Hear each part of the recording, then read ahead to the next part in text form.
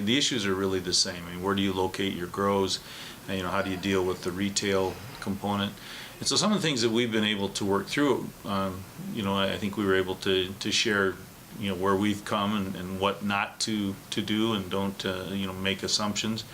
But I think for me, one of the bigger moments, it was just talking with another person from a county here in Washington who doesn't deal in the industry like we do in Chelan County.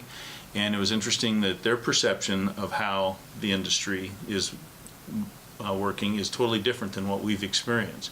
So I think there's a lot to be learned by shared experiences, and then trying to come up with legislation that helps people deal with the problems, in a more proactive manner, rather than trying to come and change things after the fact. So it was a good conversation.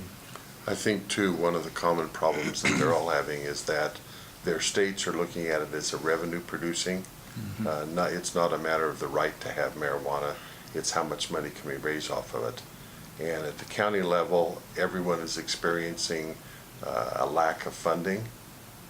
There is such an increase in revenue, but it's all being kept at the top and not be funneled into other projects, not into enforcement. And there are some real enforcement problems that have come up.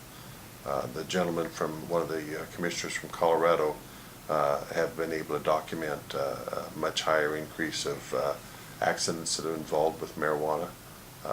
The disturbing tests that have shown that a very high percentage of newborn children now already have marijuana in their bloodstream. This wasn't an issue of whether or not it should be allowed.